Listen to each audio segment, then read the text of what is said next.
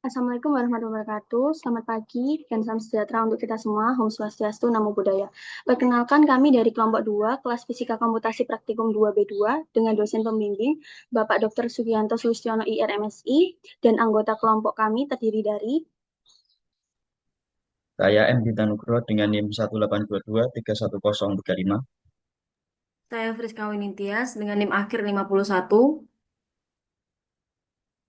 Saya Irda Rahma dengan NIM akhir 54. saya Koyumanur Haiza dengan NIM akhir 58. Saya Meva Wulandari dengan NIM akhir 60. Dan saya Mayina Putri Rachima dengan NIM akhir 69. Berikut kami akan melakukan share screen dari makalah yang telah kami buat.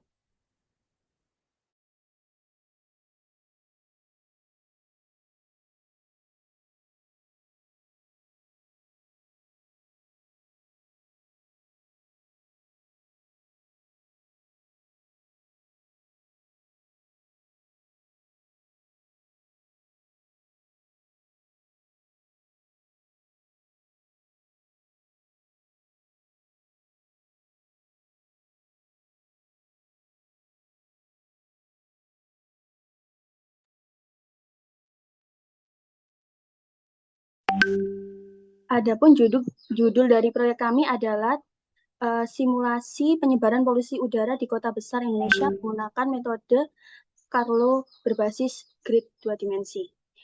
Tujuan dari proyek kami ini adalah untuk menerapkan metode Monte Carlo dalam memodelkan penyebaran polusi udara, lalu menganalisis pengaruh faktor lingkungan seperti kecepatan angin dan difusi, serta menyajikan hasil simulasi dalam bentuk visualisasi heat map yang mudah dipahami. Sebagaimana kita tahu, polusi udara itu adalah salah satu tantangan lingkungan terbesar di kota-kota besar Indonesia.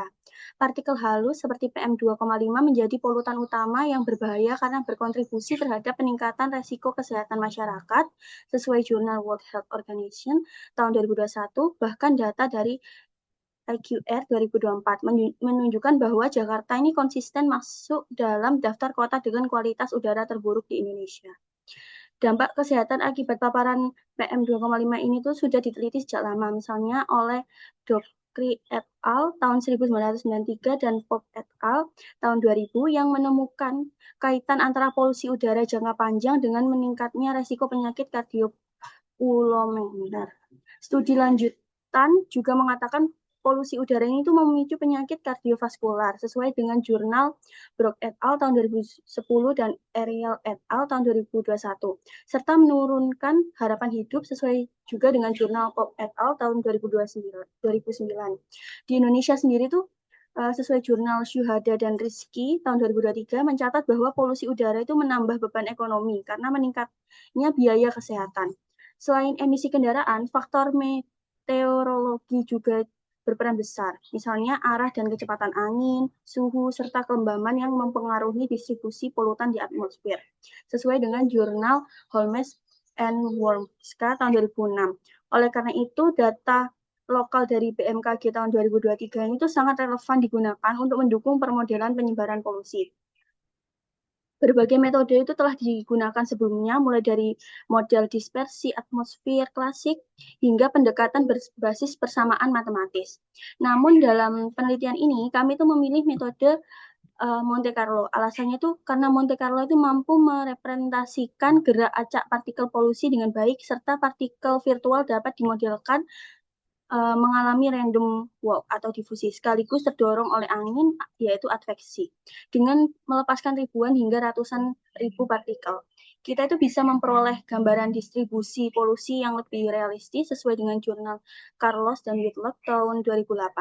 Melalui pendekatan ini, kami itu berharap simulasi yang kami buat ini dapat memberikan gambaran visual terkait bagaimana polusi itu menyebar di kota besar Indonesia, terutama dari jalan raya sebagai sumber utama emisi kendaraan bermotor, sesuai dengan jurnal Vital Strategis tahun 2023.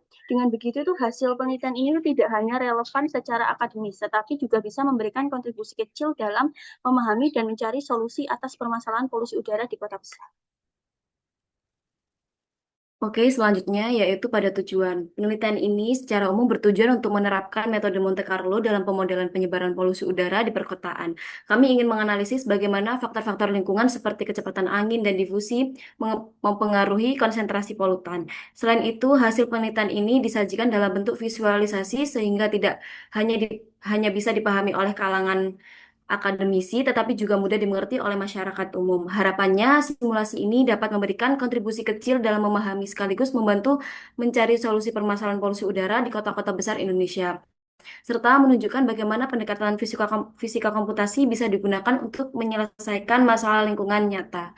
Kemudian, pada bab 2 dasar teori yaitu difusi dan adveksi. Penyebaran polusi udara di atmosfer perkotaan pada dasarnya dipengaruhi oleh dua mekanisme utama, yaitu difusi dan adveksi. Yang pertama, difusi.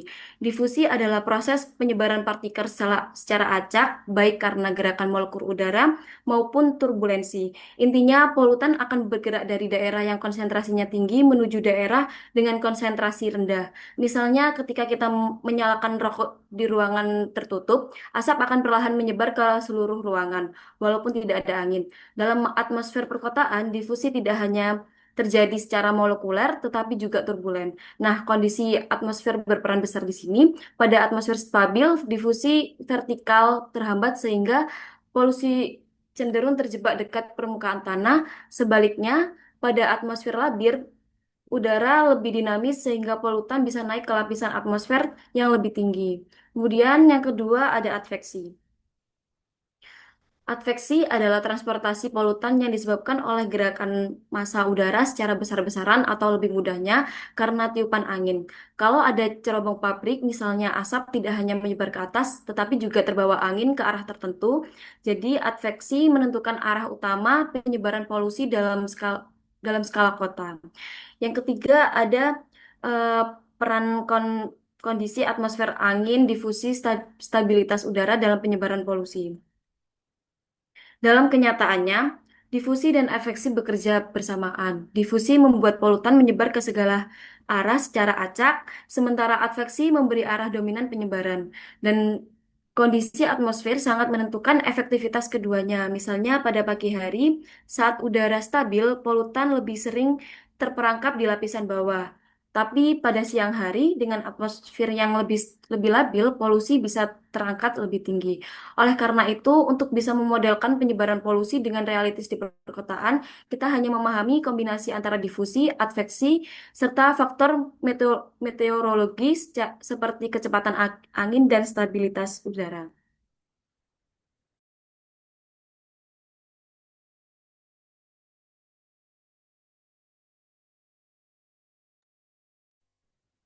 Selanjutnya ada metode Monte Carlo. Jadi metode ini adalah metode komputasi yang menggunakan bilangan acak dan teori probabilitas untuk menyelesaikan masalah yang kompleks. Namanya diambil dari kota Monte Carlo di Monaco yang terkenal dengan kasino karena hubungannya dengan peluang dan ketidakpastian.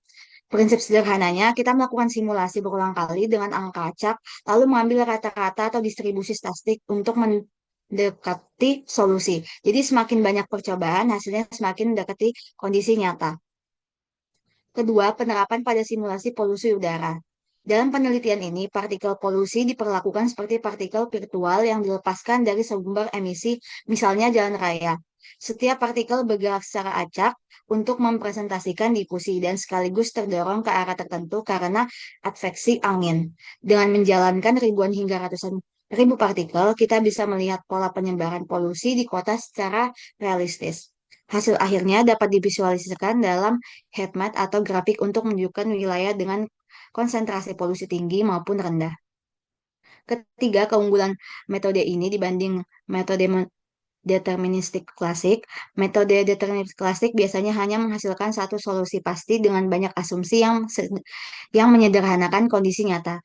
Sedangkan untuk Monte Carlo lebih fleksibel karena bisa memasukkan faktor acak seperti variasi, kecepatan angin, kondisi turbulensi, topografi kota, bahkan keberadaan gedung tinggi. Dengan demikian, hasilnya lebih realistis dalam menggambarkan ketidakpastian di lingkungan nyata. Keempat, contoh sederhana random walk dan advesi. Untuk random walk, contohnya itu ada bayangan seorang pejalan kaki yang setiap langkahnya diambil secara acak ke kiri atau ke kanan. Untuk contoh adveksi, kalau pejalan kaki tadi ada angin yang mendorong ke timur, maka langkah acaknya tetap terjadi, tapi ada kecenderungan bergeser ke arah timur. Kesimpulannya, metode ini adalah pendekatan probabilitas yang sangat efektif untuk memodelkan penyebaran polusi udara di kota besar.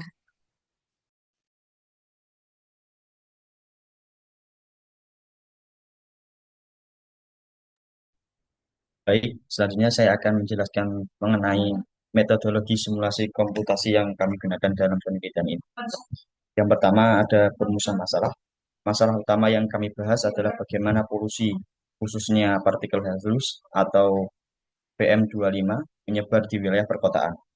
Penyebaran ini tidak hanya dipengaruhi oleh emisi kendaraan di jalan raya, tetapi juga oleh faktor lingkungan seperti difusi, yaitu penyebaran acak partikel, dan juga adveksi, yaitu perpindahan partikel yang mengikuti arah angin. Untuk yang kedua, yaitu pembangunan model kota. Untuk menyederhanakan kondisi kota, kami membuat model berupa grid 2 dimensi berukuran 60 kali 40 sel. Setiap sel mewakili area kota 50 meter persegi. Pada grid ini kami membagi wilayah menjadi 3 kategori.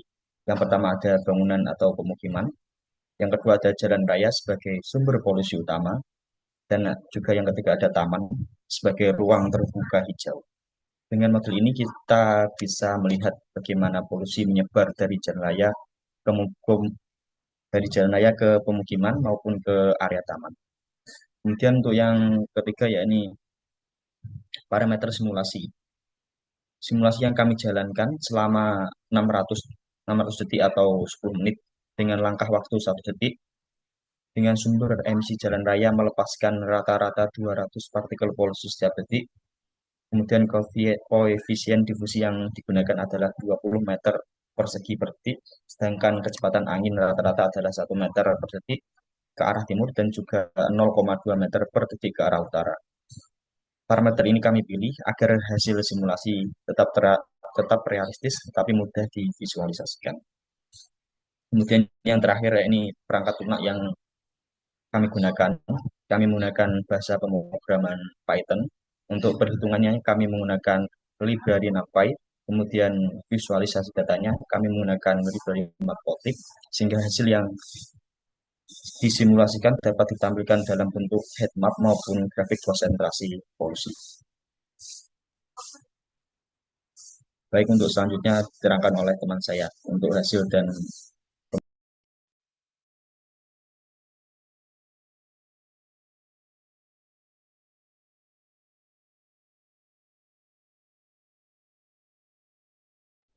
Baik, selanjutnya saya akan menerangkan data dan analisis.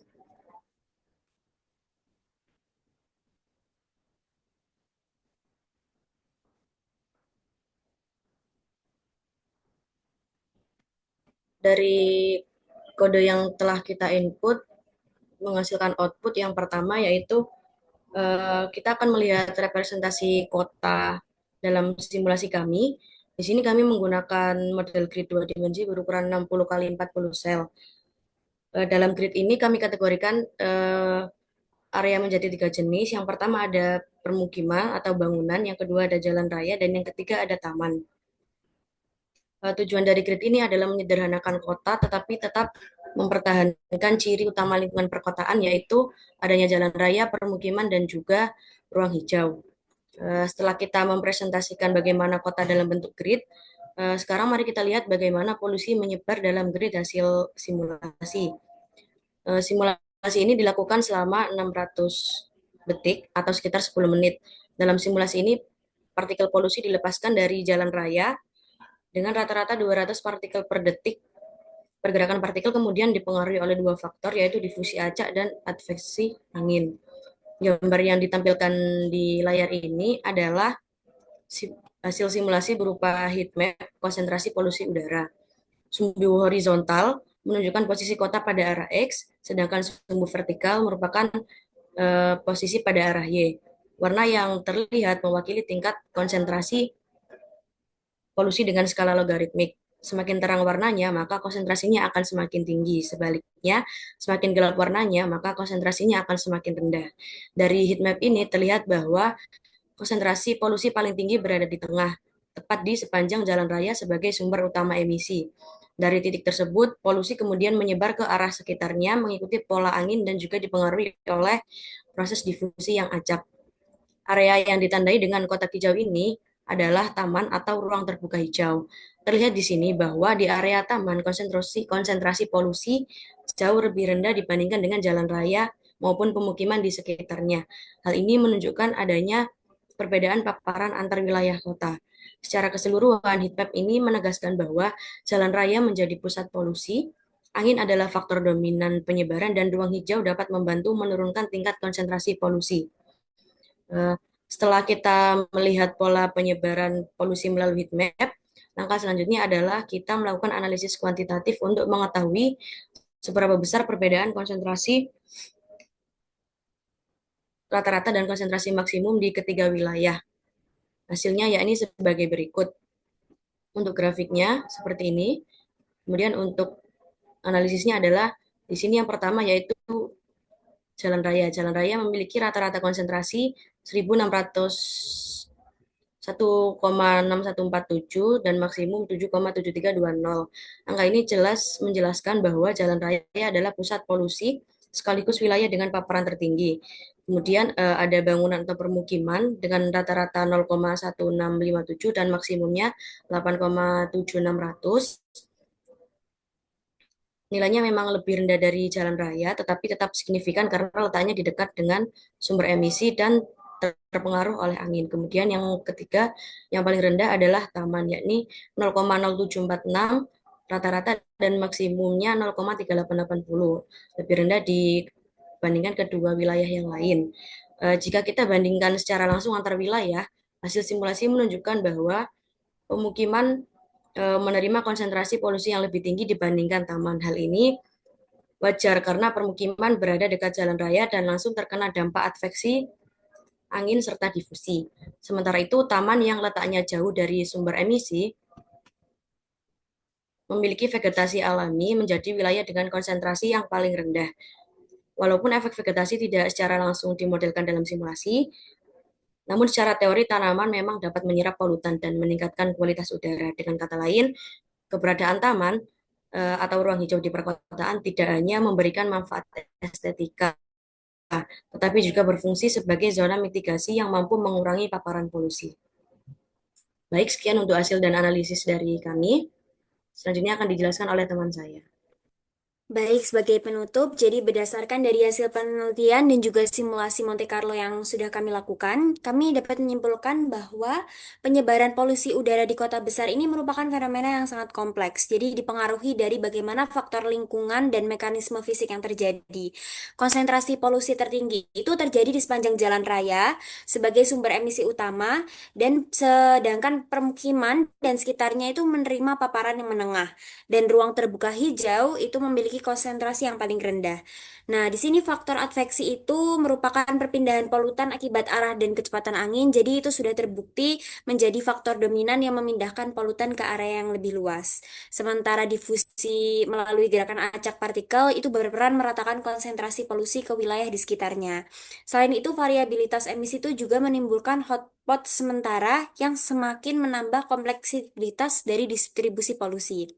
Baik, secara keseluruhan, penelitian ini menegaskan pentingnya tata ruang perkotaan dan juga penataan jalur dari transportasi, serta keberadaan ruang terbuka hijau dalam upaya mitigasi polusi udara. Nah, di sini penerapan metode Monte Carlo terbukti secara efektif mampu menangani ketidakpastian, menghasilkan representasi yang realistis. Jadi, mempermudah visualisasi melalui heat map, grafik, dan juga animasi. Nah, sebagai saran untuk penelitian selanjutnya, kami merekomendasikan agar model simulasi ini mungkin dikembangkan dengan mempertimbangkan topografi kota, bangunan tinggi, serta variabel meteorologi yang lebih dinamis. Jadi selain itu, pengembangan model 3 dimensi dan visualisasi interaktif ini dapat mendukung strategi mitigasi polusi yang lebih komprehensif. Demikian presentasi dari kelompok kami. Terima kasih kepada Bapak Sugianto selaku dosen pengampu mata kuliah sistem cerdas, serta rekan-rekan semua. Wassalamualaikum warahmatullahi wabarakatuh.